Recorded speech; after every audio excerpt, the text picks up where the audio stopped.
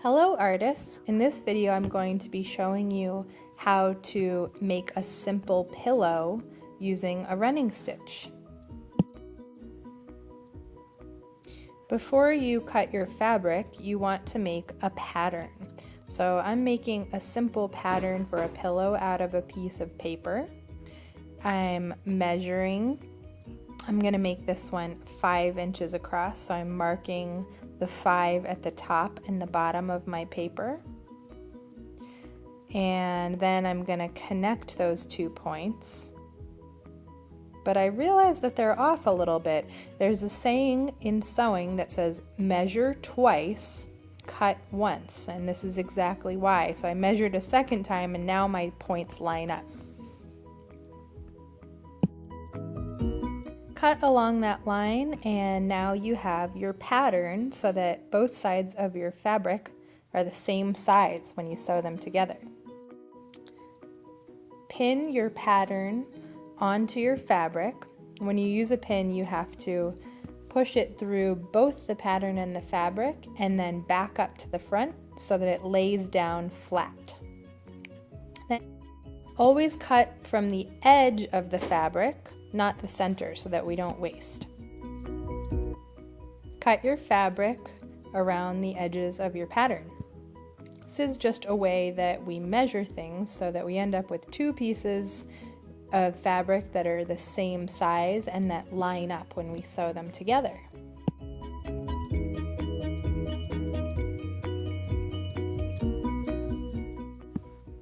Repeat the same thing a second time, pinning your pattern onto the edge, not the middle, of your fabric so that we don't waste.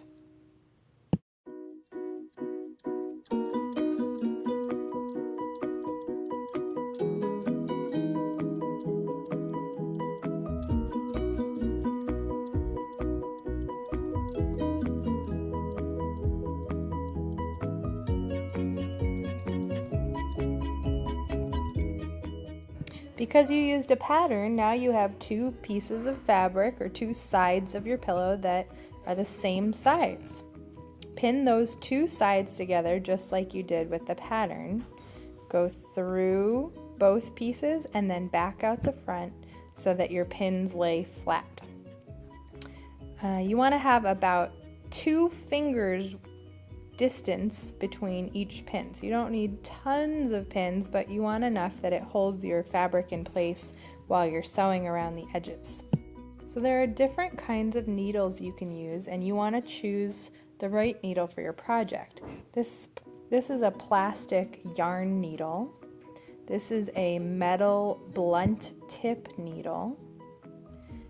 And inside the needle book I have sharp metal needles. You can test them to see if they go through your fabric.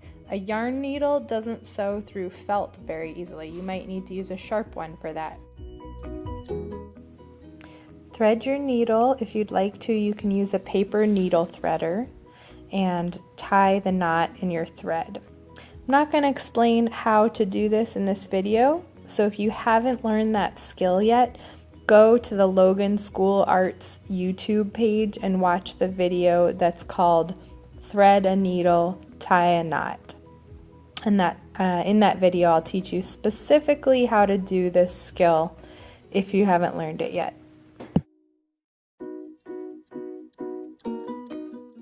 In this video I'm teaching you how to use a running stitch to sew a pillow. You could actually sew any 2 pieces of fabric together using a running stitch, but a pillow is a really great project if you're just learning how to sew by hand. To do a running stitch, you go from front to back, back to front, front to back, back to front. Try to keep your running stitches really even. If you get pretty good at them, you can do this trick that I'm showing here, where you do several stitches onto your needle and then you pull your needle through the fabric. Again, make sure that your stitching is very even, because running stitch can look really beautiful, especially if you're using yarn to sew your fabric together.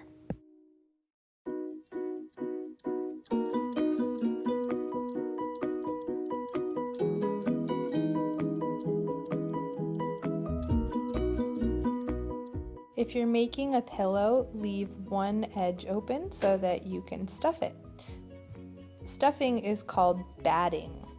So you can take your pins out, put your batting inside, and try not to overstuff it. Then put your pins back in. It holds your batting in place and it gives you a little bit of space where you can finish your stitching. Running stitch is the same thing, front to back, back to front, front to back, back to front.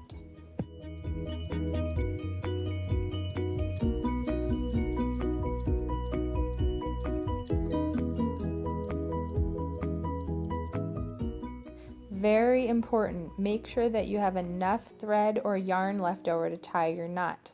Put your needle through the last stitch that you made, leave a little loop, and put your needle back through the loop. Then do it a second time. Go through the last stitch, through the loop you created, and then you've tied a knot. Trim your edges so you have a little tidy tail. And that's how you make a beautiful pillow, stuffed animal, pouch, or pretty much any other kind of sewing project you can think of. Remember, if you need help with a sewing project you've started, you can ask 3, then ask me. So ask 3 friends for help first. You can come back and watch this video again and pause it at places where you're stuck. Or if you really need a hand from your teacher, come on over and I'll help you out. Okay, can't wait to see what you create. Have fun in the Fiber Arts Center. Bye, artists!